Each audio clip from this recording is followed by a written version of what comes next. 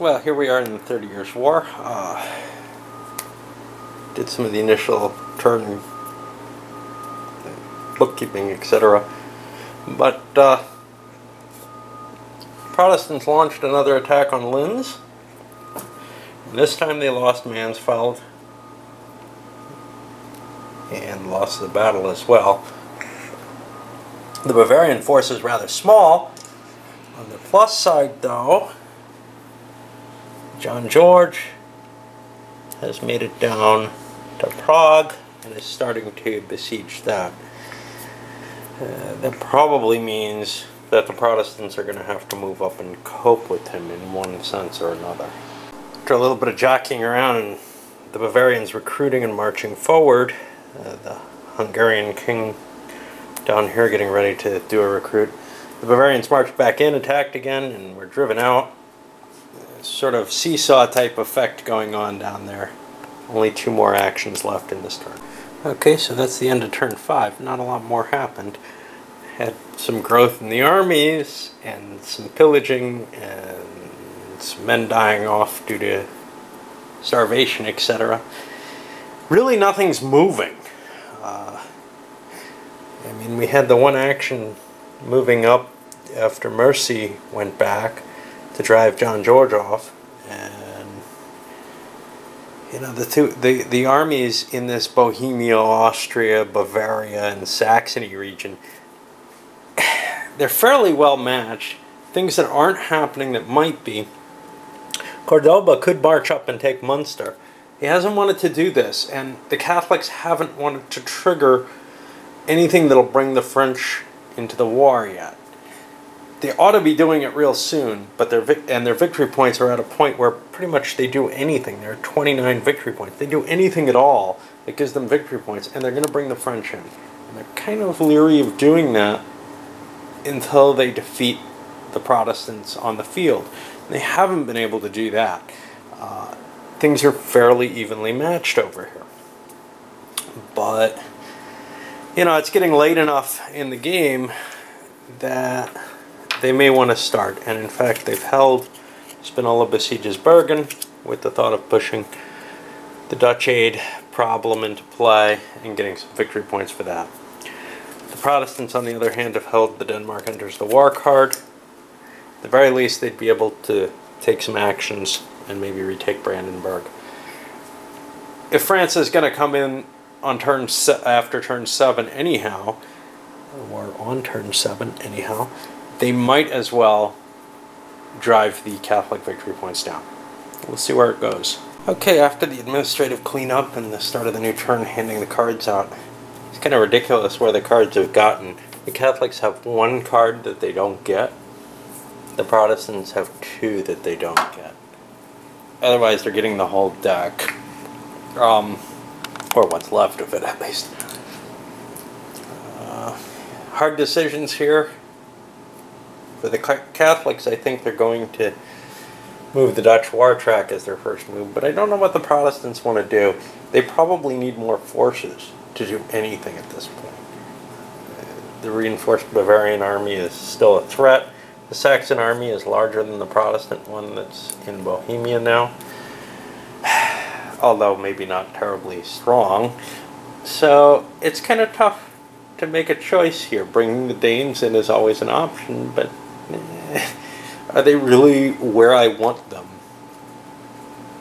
Oh, wait a minute, I've got the second siege? That didn't happen. I held that card. Don't know why I placed that there. I was pondering something illegal, I think. Alright. Well, the Protestants have been raising forces. They played a couple of 1-point cards to recruit in Vienna, getting some... I hope they were allowed to. No, they were not. They actually got... They can't do militia in Vienna. I believe they only got 1 mercenary instead, which is fine. But And also they raised some mercenaries here in Bohemia, which they are allowed to do. The Catholics went ahead with the card that I was contemplating before. Spinola besieges Bergen, which upped... I forgot that. Gave them 2 extra victory points and is reducing Dutch aid by 2. And I believe... Dutch war...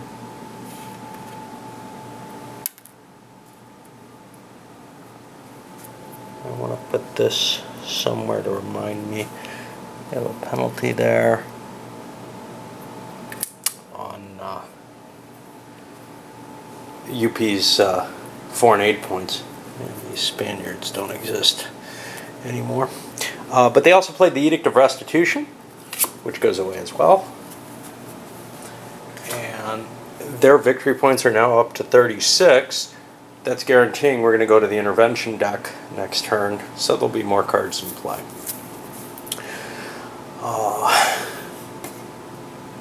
And that moves this down, and it's on to the Protestants again. Alright. Denmark's entered the war.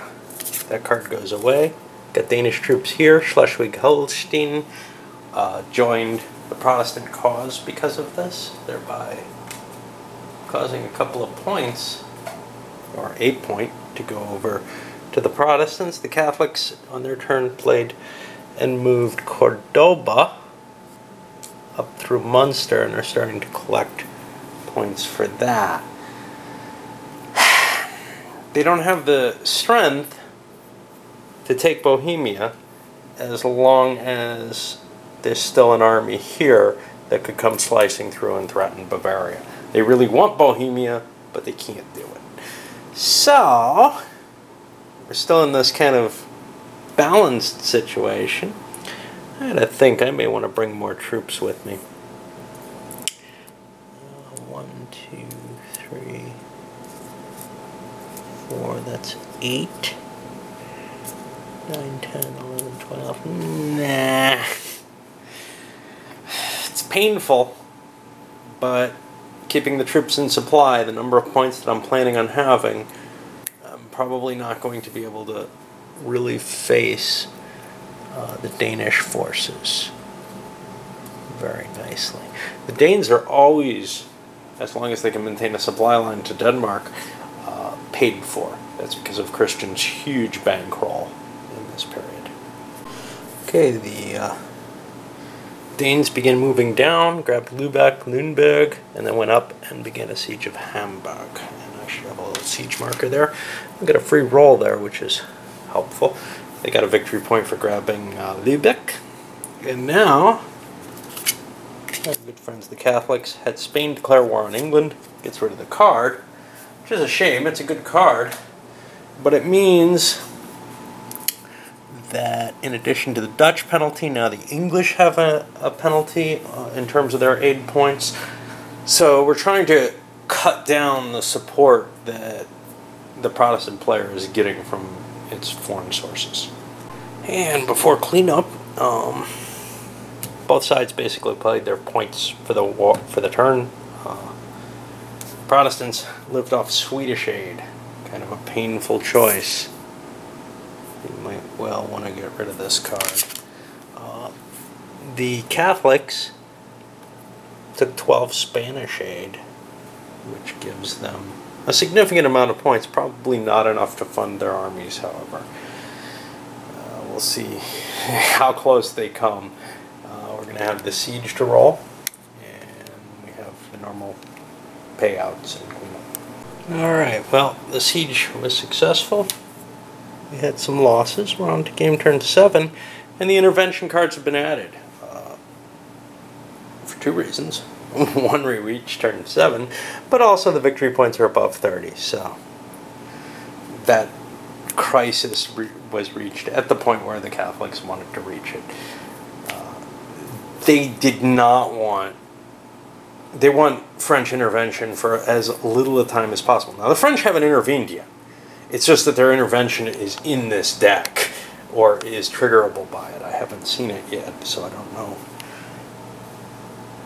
what it consists of. I don't see a card which forces it. a counter which forces it here, but that doesn't mean it isn't available there. The situation hasn't changed much over here. We got a push forward by Thurn, and now Dresden is in a pillaged state. We got Christian here with Cordoba in place at Bremen, not far from him. We could see some fighting there. With the two sieges having been resolved as far as they can be, I think Christian of Brunswick can be actually pulled out of the United Provinces. There probably are cards which still affect things, but the biggie is I didn't want to pull him out as long as those siege cards weren't played, because I know they exist. I don't know what else exists, and I don't really feel like there's that big a threat. There may be. I don't know, because even with those two siege cards, you would still only get to here at worst. So there's got to be something that can push you to the end of Dutch aid and the peace treaty. I don't know where that is, though, and I don't know what it is. So we're in a new era, and we'll see how this turns out. Okay, so opening things up, after the initial pillage recovery and drawing cards from those new bigger decks, the Protestants started things off by moving Christian of Brunswick down and capturing all of Munster. You only need to take 3 areas, or 3 cities. They did that rather quickly, and now Catholics follow up with the Swedish-Danish conflict. That takes it out of play, but it also takes Christian of Denmark out of play just after he got on the board. Poor him. And so that'll open up Cordoba to try to make his way back. Right now he's kind of out of supply, which isn't a big deal until it comes to time to pay his troops. Speaking of which, we got to put ourselves a pillage marker, which we'll put it on Osnabrück, just to make things a little tougher on the Catholics. Protestants played a mutiny card that's out of play now, and they used it to hit Mercy's forces, which have been significantly reduced. On the other hand, oh shit. On the other hand, we've got the Catholics who played a card in order to come marching down. They seized most of Munster and then won a battle and killed Christian of Brunswick. In that battle, they played the Tercios card, which is also going to be discarded. The Protestants played a flanking maneuver, which they're allowed to do because they had a leader of the appropriate effect. The Tercios also required that there be Spanish regulars, of course. Well, that was a massive pain. The Protestants went, gathered their forces, and charged into Linz. They destroyed the Bavarian army, killing off all the leaders. However, Gabor died, which means the Hungarian revolt ended, and Hungary is now Catholic, allied once again. Ouch. Onto the Catholic turn. Well, the Spanish army marched into Wesel. They were unable to completely destroy the Protestants there, and the Protestants went to Munster, which they actually automatically get control of, even though they were defeated. That's kind of a weird little rule. I noticed that I was cheating, however. I'm not going to do anything about it, but the Spanish should not have been able to take Brunswick-Kallenberg with, that's beyond the line where the Spanish are allowed to operate. I'm going to let it go, but they shouldn't have been able to make it there. The Protestants played a Dutch capture Hertogenbosch and Weser, which reduced the Dutch-Spanish war marker by 1. The Spanish played for 5 Spanish points. They don't get any papal points, but they got some foreign aid from it. I'm going to quickly follow up with the Protestants playing another Dutch war card, giving them another -1 on there. trying to improve the situation. There aren't a lot of cards left for the Catholics to play. I'm not sure what I'm going to do yet. To finish things up, the Protestants played themselves a big expensive card to get foreign aid. Got quite a bit here. 19. I'm pretty sure they don't need all that, or they just don't have that many troops on the board. The Catholics cheated. They built some Protestant mercenaries for some reason. I wanted to build something though, so do I have anything anywhere? Not really. I guess I'm gonna hold this card. There's not much I can do. You know. Alright. Okay. So now I gotta pay off the troops, and that's about it. End the turn. That's the end of 7 turns. I didn't want to hold on to this card. I think there's likely better things in here than a -1 to a battle roll. Hard to tell. But, move forward. Didn't have much happen, just a pillage marker in Leipzig. The Protestants were able to pay for everything except for these guys in Munster who couldn't trace supply anywhere. Their only supply source back here in Braunschweig, and that would be going through enemy territory. Alright, on to turn 8.